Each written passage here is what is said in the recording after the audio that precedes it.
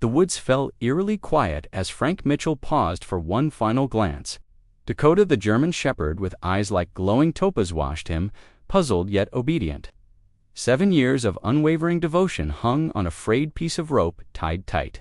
Around an old oak her heavy belly rose and fell with each breath, her body burdened with life soon to come. She let out a soft whimper, not understanding why her master's voice trembled when he gave the order. Stay. She obeyed anyway because she always had. Then she watched, unmoving, as Frank turned and faded into the trees. The first cold raindrops began to fall, soaking into her coat. She didn't move, her ears tilted this way and that, tracking Frank's retreating footsteps until they vanished into the hush of the forest. Darkness came. Still she stayed, just as he'd commanded. Hours crawled by. The rain thickened. The rope bit deeper into her neck, and at last, Dakota's sharp eyes that had once tracked elk through snow and sniffed out wounded prey began to dim with realization. She'd been left, and soon she wouldn't be alone. Drop a like and share your thoughts below, especially where you're watching from. Now, let's keep going with the story. Frank Mitchell had been a name folks respected in Pinewood County, Montana, for most of his life. Taking city men out into the wild and bringing them back changed. His hands were leathered from decades of cold rifle grips and rope burns. But something had shifted in him lately. Age or bitterness, maybe both, had carved deep lines in his soul. The Mitchells owned 15 acres bordering the forest, kennels, barns, and a modest house with peeling paint. It was there Frank bred high-performance hunting dogs, but the business had slowed. Newer, flashier guides with flashy gear and social media ads had taken over. Elaine would find him brooding at the kitchen table, muttering to a calculator like it owed him money. "Dogs are investments now," he'd say flatly. "Ain't room for sentiment." Elaine Mitchell, at 54, carried a quiet strength, shaped by years of being second to the forest and the dogs. Her once vibrant eyes had softened, framed by silver strands in her warm chestnut hair. She loved the dogs not as tools, but as companions. She snuck scraps to them, whispered endearments when Frank's back was turned. So when he told her Dakota had to go, she begged him behind closed doors, but she never contradicted him in public. That just wasn't how they worked. Dakota had come to them as a pup-half German shepherd, half wolf dog from a breeder in the north. From the start, she was different, smarter, more intuitive. She learned commands almost before they were spoken. By the time she was 3, she'd saved Frank from a mauling, throwing herself between him and a wounded grizzly. The scar on her shoulder was her war medal. Thomas Riley had watched it all unfold quietly. At 72, the former logger-turned-forest volunteer had known the land longer than he knew his own reflection. Folks called him Old Man Riley, half joking, half reverent. He'd seen Frank as a kid, all scraped knees and fishing poles, and he'd watched Dakota grow from floppy-pod pup to the best tracker Pinewood had seen in decades. None of them, to Moose least of all Kudov, guessed how the dog, the man, and the mountain would come crashing into each other in the days ahead. Frank had acted like the decision was easy. It wasn't. That morning he'd stood at the fence. Line-watching Dakota paced the training yard with her usual precision, while the younger shepherd, Ranger, darted and lunged in chaotic bursts of energy. Ranger was barely two-purebred, expensive, with championship lineage. Clients would pay good money for pups like him. "She's still your best nose," Elaine said, appearing beside him with a coffee mug steaming in the chill. Frank took the mug without looking her way. "She's past her prime. Last litter gave us 4 pups too, didn't make it." Elaine's tone stayed calm, but her gaze cut sharp. "She saved your life, Frank, twice." He flinched but didn't waver. "This is business, not personal. Wolf hybrids get mean when you've got females in heat. You want a bloodbath." Dakota approached just then, resting her graying snout against Frank's hand, her golden eyes holding a trust that stung more than it soothed. He turned away. "I found her a place," he lied. "Fella in Idaho needs a tracker." Elaine didn't argue, but her silence was thick with disbelief. "Went today, no point dragging it out." Frank packed lunch in the kitchen, while Elaine stood like stone at the sink. Dakota lay near the door, alert, tail sweeping the floor in quiet. Hope, when Frank grabbed the keys, she sprang up, assuming they were off to hunt. "Make sure she's got space," Elaine murmured. She needs room to run." "She'll have it," Frank replied, without meeting her eyes. The lie tasted like ash.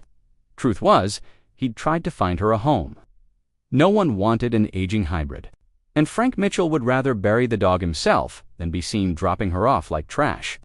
He loaded his gear and rifle, telling himself this way was kinder. She'd survive, maybe even thrive. Her pregnancy, now undeniable beneath her coat, only confirmed Frank's resolve. He couldn't have her passing on weak genes to compete with Ranger's premium bloodline. They drove in silence. Dakota's head leaned into the wind, her eyes flicking to him now and then, always trusting. 20 minutes later, Frank veered off onto a logging trail, deeper and deeper into the wild he knew too well. He parked in a clearing near an old game trail and whistled. Dakota hopped down, nose to the ground, tail wagging like it was any other day. They hiked in silence. To her, it was a game, a job. When they reached the oak by a stream, Frank took the rope from his pack. Dakota obeyed tail-sweeping leaves. His hands moved like machine's rope to collar, collar to tree. The spot was perfect. Water, shelter, far from foot traffic. She had slack. She'd manage stay. He backed up. Dakota tilted her head, confused. This wasn't their routine. Frank wouldn't meet her eyes. He turned. A whine followed. Then a bark. Then a howl high, desperate, cutting through the rain, now falling steady. Frank kept walking. "It's just business," he told himself. But his voice shook. The ride back felt longer.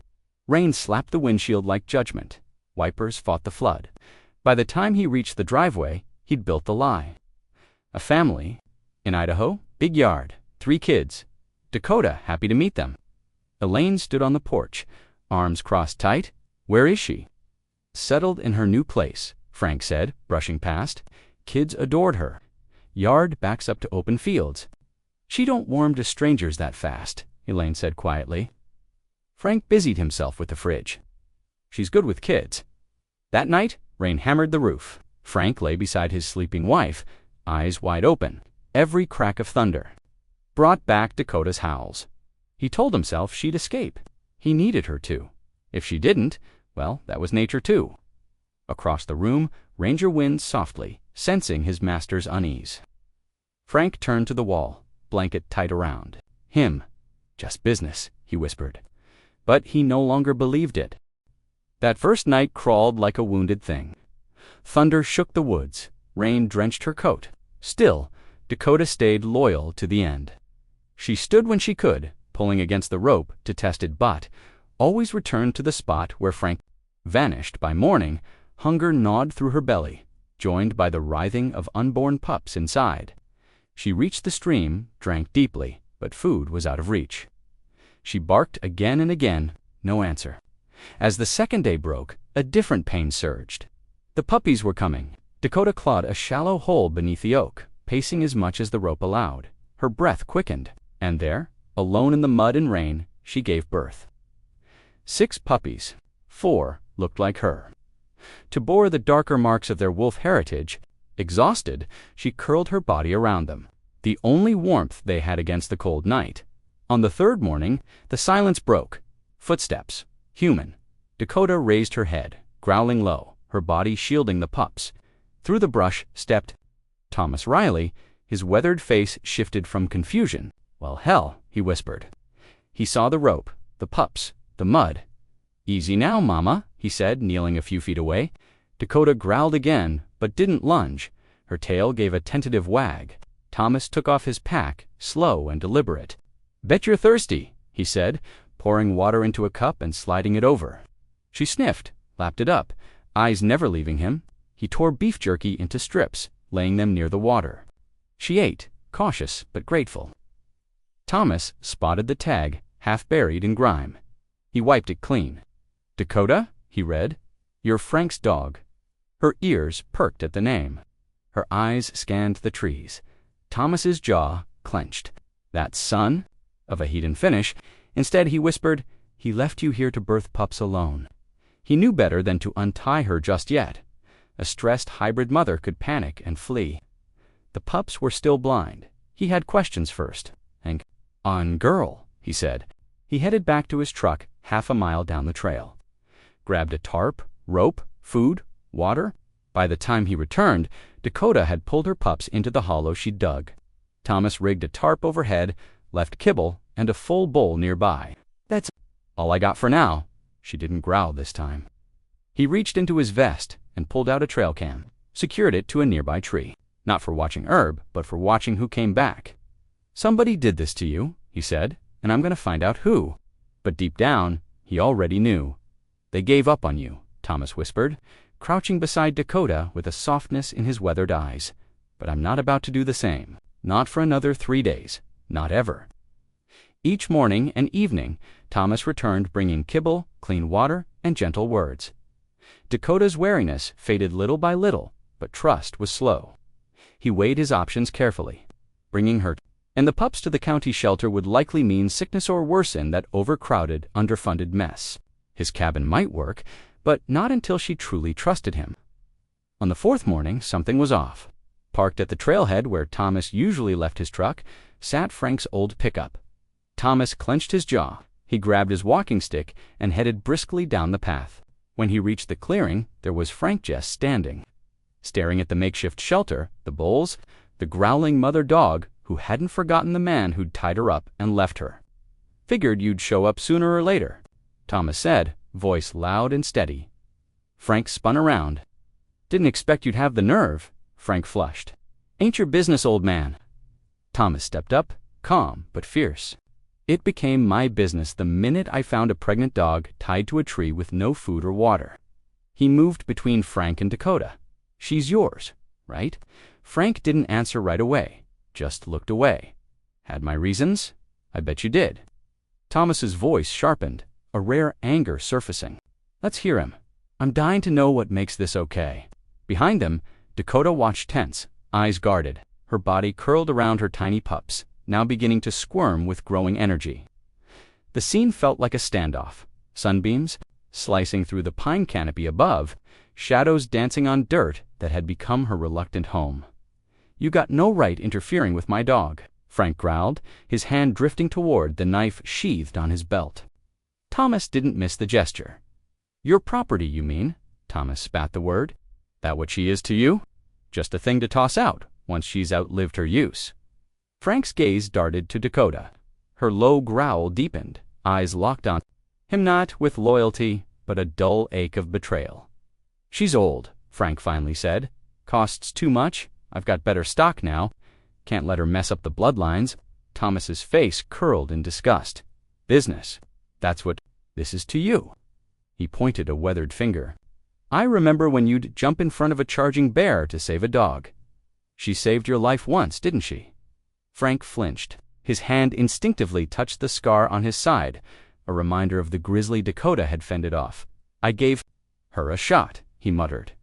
"Better than putting her down. She's got instincts full of blood. She could make it tied to a damn tree." Thomas snapped. "You're lying to yourself, Frank. You left her to die." The silence that followed was heavy, broken only by the soft snuffling of the puppies. Frank stepped forward, and Dakota's growl rose, louder now. This wasn't the obedient dog he remembered. Thomas glanced at the pup stew bore markings that didn't match Dakota's at all. "Those pups got your new stud's bloodline, don't they?" he said, his voice low. "That why you dumped her? Couldn't risk muddying the purebred batch." Frank's silence said everything. "Mutts aren't worth a dime to you, huh? That wolf blood made her special, but now it's inconvenient." Thomas shook his head. "You disgust me. I've known you since you were in short pants. Your daddy would cry if he saw what you've become." Frank looked down. "So what are you gonna do?" "I called the sheriff," Thomas said simply. Frank scoffed. "They won't do a thing about a dog in the woods." "Maybe not," Thomas said, "but I'm not letting you finish what you started. Not out here, not anywhere." Before Frank could respond, a car door slammed near the trailhead. "Frank," a woman's voice called. Frank's expression twisted. "You called Elaine." Thomas shook his head. "Didn't have to. Looks like she knows you better than you think." Elaine appeared down the path. Her eyes scanned the Dakota tied to a tree, the tiny pups, Thomas blocking Frank's path. Her face went from confusion to disbelief. "You said she went to a family in Idaho," she said, her voice shaking. "With kids?" Frank couldn't meet her eyes. "Elaine, just go back to the truck. Doesn't concern me." Her voice cracked. "Dakota's been with us for 7 years. She helped you through your surgery, slept at the foot of our bed. How can you say this doesn't concern me?" Thomas stepped aside, giving them space. He knelt near Dakota Hood, eased slightly at Elaine's presence. One pup runt with wild gray markings had wandered off. Thomas gently nudged it back to her. Elaine's tears fell freely now. "I trusted you. Even when things didn't add up, I trusted you. I never thought you were capable of something like this." Frank's stoic mask cracked. "What was I supposed to do?" he barked. "We're broke. Sentimentality won't pay the bills. Dakota's old. She's got maybe 1 year left." Elaine shook her head, stunned. "So you abandon her like trash." "Don't know who you are anymore."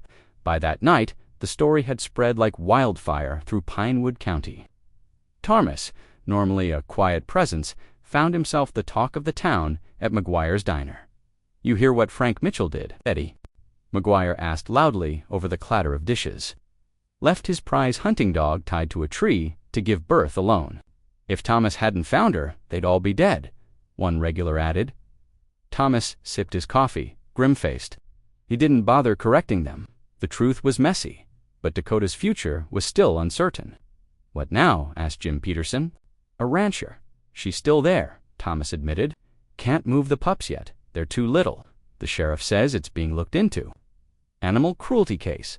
Since Frank admits tying her, there's a chance." Jim shook his head. Never figured Frank for the type. That night, Dakota remained vigilant under Thomas's tarp. The meals and care had helped, but the danger hadn't passed. She was tied, exposed, with 6 newborns and the wilderness creeping in.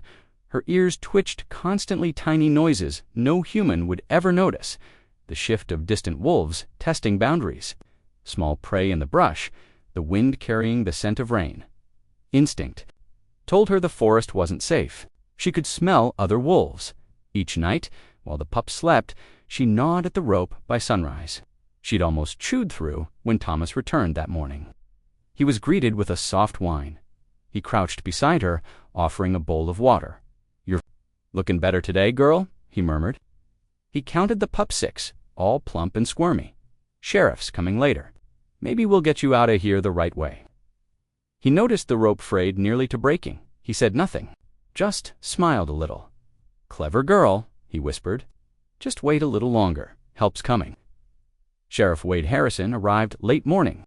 His cruiser pulled up boldly at the trailhead, a man seasoned by 2 decades in law enforcement. He'd seen neglect cases before, but this one cut deep. "Hell of a mess," Wade muttered, eyeing Dakota and her pups. "Well-bred dog, good bloodlines." "That's the issue," Thomas replied. "Frank's got a new stud now. Didn't want these pups muddy in the pool." Wade sighed, jotting notes. Clear case of abandonment. "But now, we gotta decide what happens next. Can't exactly take her to jail." "I've got an old barn," Thomas said. "Not perfect, but better than this. I'll clean it up. She can stay till we figure homes out." As the men spoke, Dakota chewed faster when they weren't watching. Something in the air had shifted. Wolves were getting closer. Their scent was stronger, and she had 6 tiny reasons to keep fighting. Elsewhere, Frank sat in his truck outside the feed store. He didn't go in. Too many eyes. Too much shame. His phone buzzed. "Elaine?" Sheriff went to see Dakota. "Don't interfere." He stared at the screen, hands clenched on the wheel. The fallout was already spreading.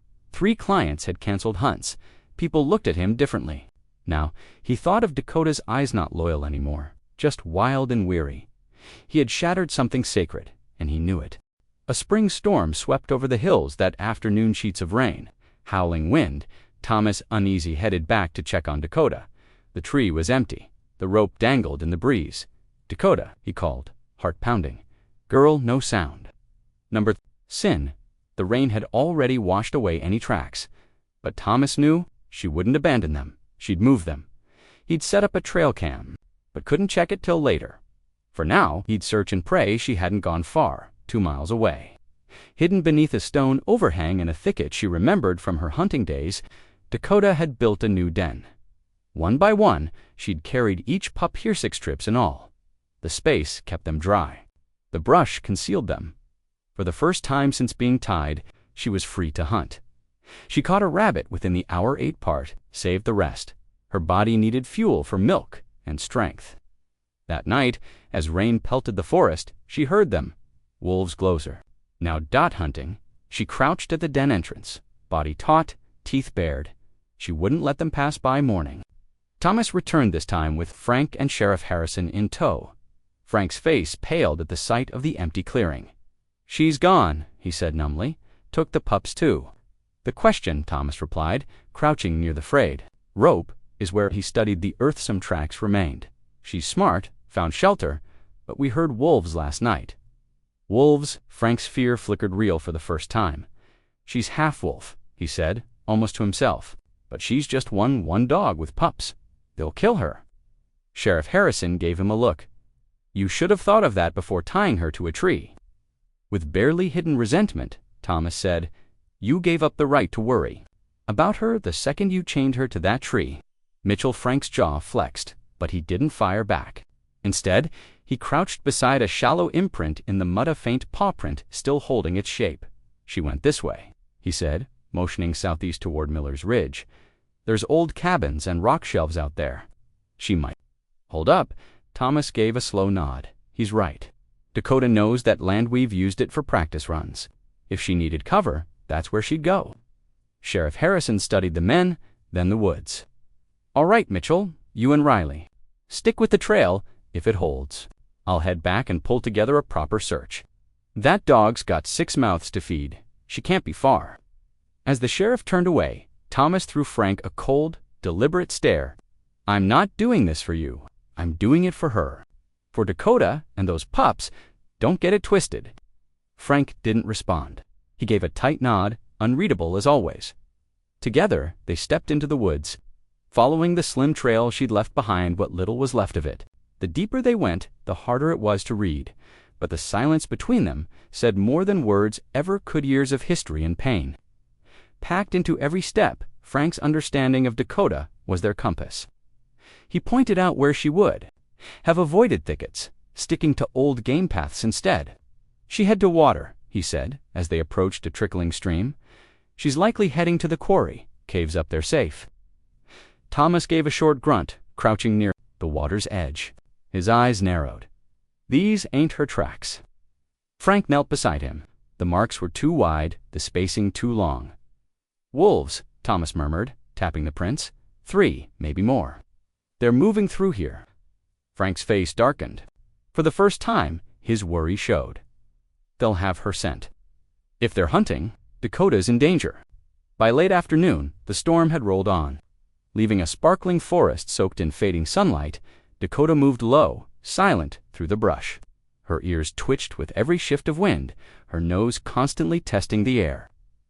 She had stashed her litter deep inside a shallow cave under a slab of stone, but she was starving. The pups were growing fast, hungry faster. She couldn't feed them without food of her own. A faint rustle broke the hush of dripping leaves. She dropped low, every muscle locked. A fat ground squirrel nosed out of the ferns. Oblivious dot in one fluid burst, Dakota lunged. Her jaws snapped shut, the squirrel dead before it knew it had been seen. She had learned this kind of clean kill beside Frank, back when she was more soldier than stray. But as she turned toward the cave, a sudden scent froze her mid-dash step. Wolf dot not. Far dash close. Very close. The squirrel dropped from her mouth as she lifted her head, tasting the air. More than one, moving directly toward the cave. Toward her babies. Instinct shattered caution. Dakota sprinted through the woods, her legs fueled by a mother's fear. She knew this forest better than anyone. Still, the scent grew stronger with every stride, and underneath it, just barely, the precious smell of her pups. She slowed just before the cave, sinking low, eyes scanning the overgrowth, and then she saw them shadows.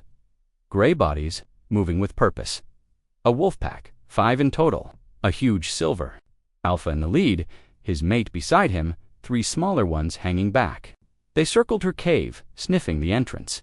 They weren't attacking, not yet, but Dakota knew one wrong move would tip the balance. She didn't wait, she exploded from the underbrush, a snarl ripping from deep in her chest. She slammed between the wolves and her den, fur raised, teeth bared. Not a pet now, not a partner, but a mother, ready to die to protect her young. The alpha stopped. He tilted his head. He was bigger than her by plenty. But he didn't lunge. Measuring Dakota, the other stood still, eyes fixed. Dakota didn't flinch. She stared down the alpha, body tense, heart pounding. She knew if he attacked, she couldn't win, but she wouldn't run. Then something shifted. The alpha paused, sniffed again, his growl faded. He stepped sideways, not in retreat, but curiosity. Dakota held her ground, but dropped her snarl just a notch. The alpha circled her slowly, sniffing with care. Somewhere in her blood-diluted distant was something he recognized. She wasn't one of his kind, but she wasn't completely foreign either. The alpha's mate moved in next, not threatening, but inquisitive. She sniffed toward the cave, then looked to the alpha, awaiting his judgment. The younger wolves didn't move. They watched, interested. This fragile moment of truce held had human voices, not cut through the trees. Tracks lead this way. Frank's voice, just behind the ridge. All heads turned. The wolves tensed. Listening. A soft grunt from the alpha, and they slipped away like smoke. All but the leader, who lingered. He locked eyes with Dakota, a long look intelligent. Then he was gone. Dakota stayed still, heart thudding. Relief at the wolves' retreat clashed with the dread of what came next. She backed toward the den, shielding the entrance. Frank and Thomas stepped into the clearing, freezing at the sight of her. "There she is," Thomas whispered, "and she looks ready to take us apart." Frank stepped forward. Dakota growled, sharp and raw, no longer the eager partner he once knew. Now a sentinel. "Dakota," Frank said softly. "It's me, girl." She bared her teeth. "She doesn't trust you," Thomas said. "And I get it." Frank looked crushed. "I need to check the pups." "Just two you left her tied to a tree," Thomas cut in. "Let her give birth alone, and now you care."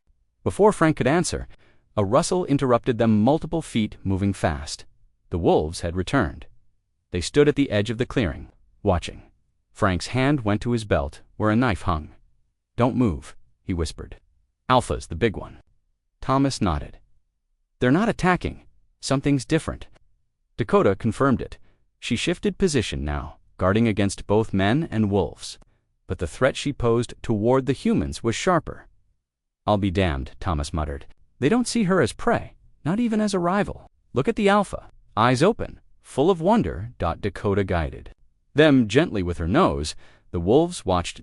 Two pups looked like shepherds. The rest, more wild, darker fur, sharp features, huge paws. Thomas breathed out. "They're accepting them. Her. All of it."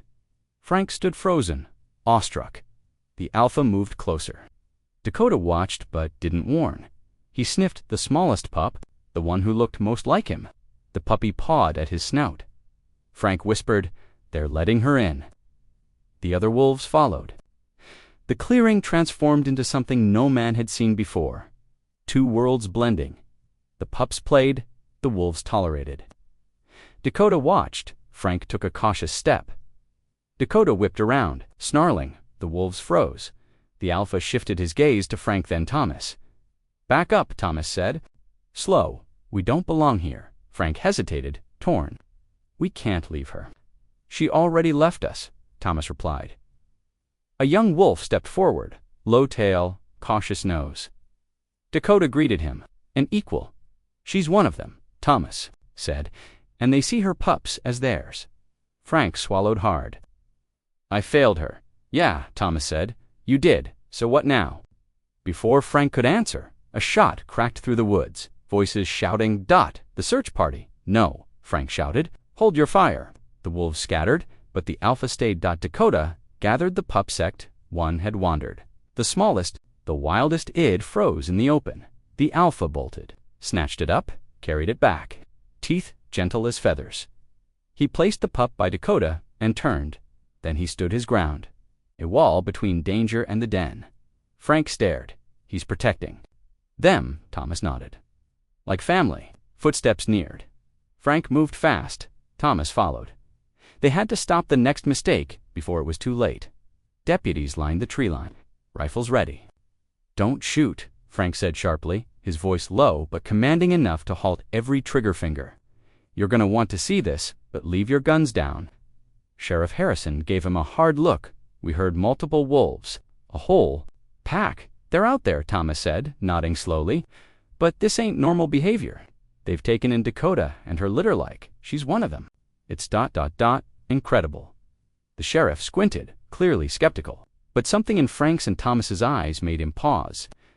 "All right," he muttered, "but my men stay alert." They crept back toward the glade, rifles lowered but ready. What they saw silenced them. The alpha wolf stood tall at the mouth of the den, his hulking form outlined against the amber dusk. Behind him, half-shadowed, Dakota lay curled with her puppies, watching the humans, tense but unmoving. The pack had formed a silent perimeter, not fleeing, not attacking, but unmistakably defensive. "Holy hell," Harrison whispered, his rifle lowering almost involuntarily. His deputies followed suit, captivated. "They've accepted her," Thomas murmured. "The alpha must sense her wolf's side. He didn't reject her or harm the pups. He's protecting them." Frank stood, stunned, heart knotted. The very lineage he once saw as a flaw in Dakota's breeding now stood between her and death. What he'd dismissed had saved her. "I've never seen anything like this," the sheriff breathed. "These wolves ... they're treating her like family." The wonder shattered. A sharp crack rang through the trees. The alpha jerked as a red burst bloomed on his shoulder. He stayed upright, growling deep, still blocking the den. "Who the hell fired?" the sheriff barked, wheeling around. "Not us." One deputy shouted. It came from the other side. 3 men stepped from the opposite trees, rifles raised, faces hard, camouflage gear, confident strides hunters, but not the legal kind. "Poachers," Thomas spat. "That's Jake Mercer. Been violating game laws for years. They're after the wolves' guns down," Sheriff Harrison barked. "This is protected land, closed season." "I'm Sheriff Harrison." The poachers froze for a heartbeat, caught off guard, but Jake recovered fast. "Those are wolves, Sheriff, dangerous ones. Wounded now, we're not leaving it to suffer." "They're under my protection," Harrison snapped. "Lower your weapons." A tense line drew in the dirt, lawmen on one side, poachers on the other, and between them, the bleeding alpha Dakota and her fragile pups. Dakota, sensing danger, nudged her litter deeper inside the den. All but one, the smallest.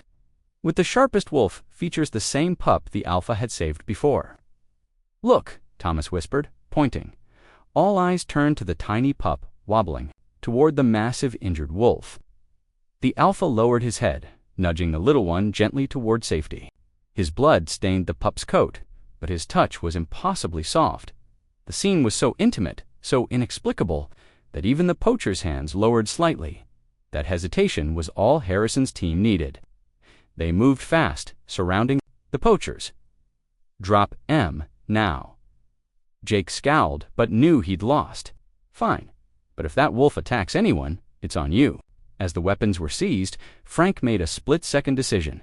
He stepped forward slowly, hands visible. "Mitchell, stop," the sheriff called. "That's a wild animal." "He's hurt," Frank replied without turning. "If I don't?" "Help! He'll die!" Dakota growled, a warning from the den. But the alpha didn't move, didn't flee. His golden eyes locked on Frank's, assessing. "Easy now," Frank murmured, kneeling. "I did wrong by yours. Let me make it right." The wolf didn't flinch as Frank examined the wound. Through the muscle, clean exit. He's bleeding bad, but he can make it. From the den, Dakota watched confused, wary. The man who had betrayed her was helping her protect her. Her growl softened, her eyes sharp but quiet. "I need my med kit," Frank called. "Thomas, in the truck. You know where." Thomas looked to Harrison. The sheriff gave a grim nod. "Go, be quick." As Thomas sprinted away, Frank stayed, knelt beside the wolf, whispering gently, "You're doing what I should, protecting her." The wolf miraculously settled onto the ground, not submission, but cautious trust. The rest of the pack stayed alert, following their leader's cue. Thomas returned fast, breathless, kit in hand. Frank unpacked gauze, antiseptic pressure. "Wraps this'll hurt," he warned, knowing the wolf couldn't understand, "but I have to." He cleaned the wound, wrapped the shoulder. The alpha didn't move, just winced once. Muscles twitching under Frank's touch. Dakota emerged halfway from the den, alert, silent, watching. "He's letting you treat him," the sheriff said in awe. Because of her, Thomas guessed. He seized the connection. Frank worked fast, precise. The wolf never took his eyes off him. "This'll hold, if infection doesn't hit," Frank said, sitting back. The alpha rose slowly, testing the bandage. Then, with a final glance at Frank, he turned to Dakota. They touched Nosisa quiet, profound momentan with a low whine. The alpha called to his pack. They melted into the trees, the alpha pausing once at the forest's edge to look back. Then he was gone. Dakota stayed, her puppies peeking from behind her legs. "What now?" Harrison asked. "She won't go near you, not after all this." Frank nodded solemnly. "She needs help, so do the pups. But she doesn't trust me anymore." "You won't get close," Thomas said. Frank looked down, ashamed. "Then I'll learn it." From the med kit, he pulled beef jerky high-protein trail food. He laid a trail of pieces, leading from the den to where he knelt, then backed off. Didn't move, but the pups squeaked, their noses twitching. "They're hungry," Frank said softly. "She'll have to feed them." Hours passed. The sheriff left with the arrested poachers. Only Thomas and Frank remained. They built a small fire, careful not to threaten her space. "You really think she'll forgive you?" Thomas asked, rubbing his hands. Frank stared into the flames. "I don't know, but she deserves the choice." Just after midnight, Dakota crept out. She sniffed the nearest jerky, then carried it to her pups. Over the next hour, she followed the trail. Each time, she retreated to feed. But by dawn, she was halfway to the fire. Thomas snoozed beside the flames. Frank stayed awake, whispering. "I failed you," he said to the dark. "I treated you like a tool, not family." From her den, Dakota listened, ears flicking. "I don't deserve you, but those pups, they do. Even if you never trust me, again, let me help them." As the sun rose, she stepped fully from the den. Despite everything giving birth alone, defending her pup, she stood strong. Then, with one last look, she walked toward Frank. He didn't move. She stopped at the final piece of jerky, barely 5 feet away. Studied him.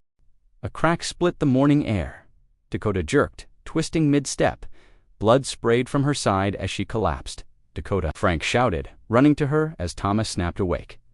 Jake Mercer stepped from the trees, rifle smoking. "Knew I'd find you," he sneered. "That wolf crap cost me everything. You shot my dog," Frank shouted, eyes wild. Thomas stepped between them. "Drop it, Jake. Sheriff's coming back. Don't make it worse." Jake grinned cruelly. "Already screwed. Might as well finish it. These freaks don't belong." Frank pressed on Dakota's wound, blood pouring between his fingers. "On," he begged. "Please, girl, stay with me." The pups winced, huddling close to their fallen mother. Thomas didn't budge. "You want them? You shoot me first."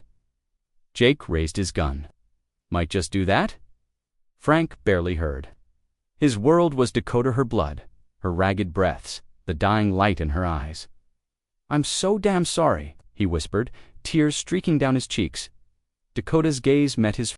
Pain and maybe forgiveness shimmered their nana. New sound cracked the air.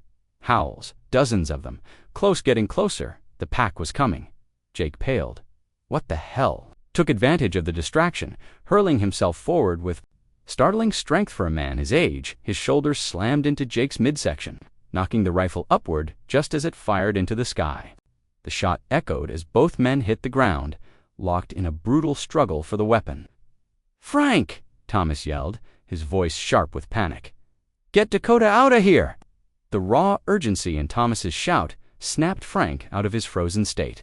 He looked from the scuffle to Dakota, barely breathing now, her blood soaking the earth.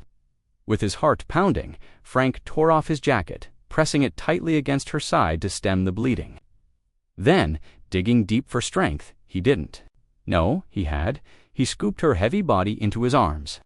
"I've got you, girl," he whispered into her fur. "You're not dying here. Not like this."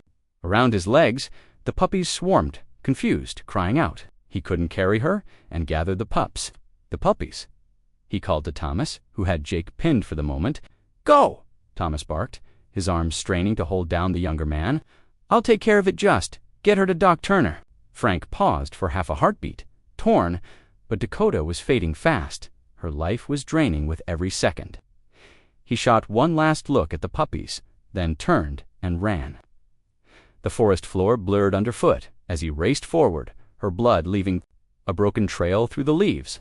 She was limp, her breathing shallow, her body heavy in his arms. "Stay with me," Frank muttered, again and again, as if the words alone might keep her alive.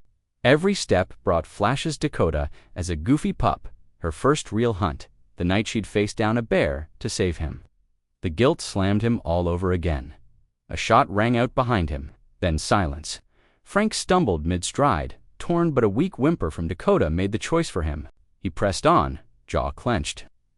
"Just a little more," he murmured. "Just hang on, baby." The trek to the truck felt eternal. Every step burned in his legs. Every breath ached. When he broke through the trees to the narrow dirt road, Frank could barely hold her steady. He got to the vehicle, flung the door open, and laid Dakota across the back seat.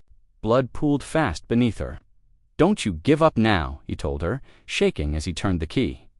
"That's an order, Dakota. You hold on." He sped down the road like a madman. Gravel flew, the tires screeched around corners. He didn't care. Her breathing was ragged now, barely audible. Main Street was dead quiet when he reached the vet clinic. Frank slammed on the brakes, jumped out, and leaned on the horn. Upstairs, lights flared. Within seconds, Doc Turner came to the door, wearing wrinkled clothes and a confused expression until he saw the truck. "Frank, what the hell? She's been shot," Frank shouted, already lifting Dakota from the seat. "She's dying." "Doc, please." That was all it took. "Bring her in exam room 1. Frank carried her inside. Blood smeared across the tiles as Doc assessed the wound. Abdominal, massive blood loss. "How long ago? 20? Maybe 30 minutes?" Frank croaked, barely breathing himself. The vet's hands moved fast, cutting, cleaning, hooking. Up, IVS's face was tight with concern. "She's in shock.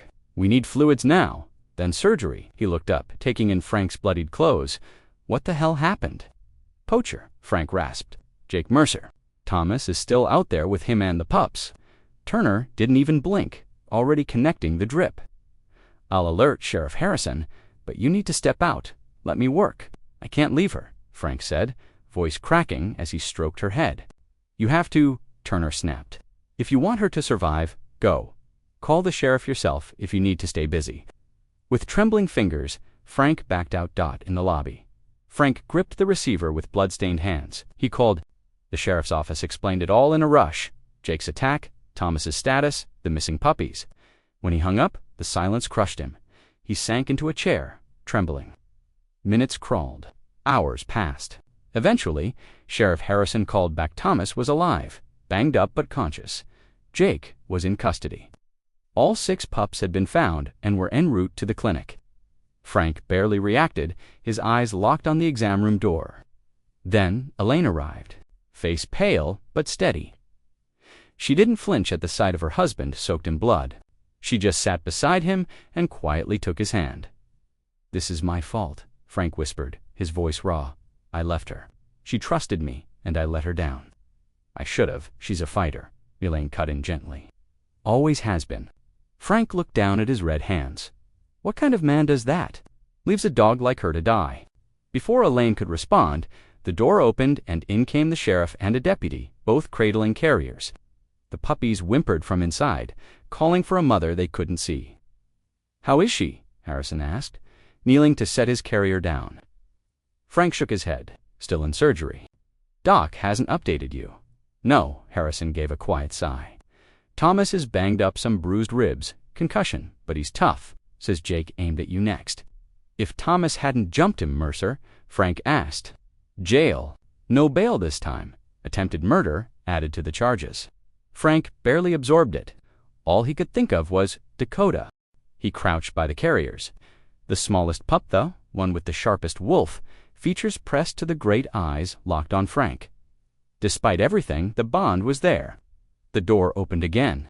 Doc Turner emerged, stained scrubs and exhaustion, etched in every line of his face. Frank stood instantly. "She's alive," Turner said, holding up a hand, "but barely. And I won't sugarcoat it. She's not out of the woods yet." Frank swallowed hard. Turner continued, "Bullet tore her intestine, nicked the liver. She lost a lot of blood.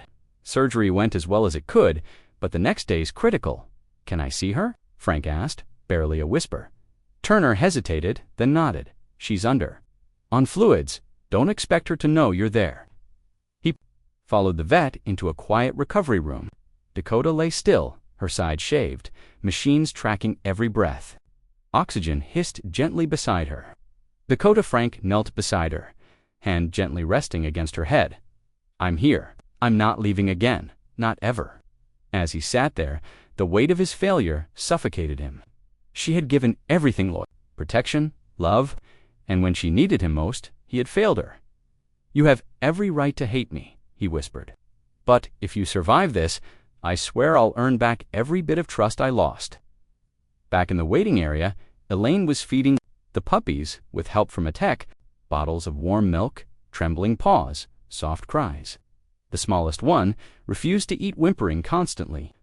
"This one needs her," Elaine told Turner when he came back, "more than the others." Turner frowned, torn. "It's not standard protocol, please," Elaine urged. "Just for a minute." He finally nodded. Elaine carried the tiny pup into the recovery room. The second the puppy caught Dakota's scent, its entire body responded: ears perked, tail wagging, cries. Turning to soft yelps, Frank gently placed it beside Dakota's chest. It burrowed close, trembling but soothed.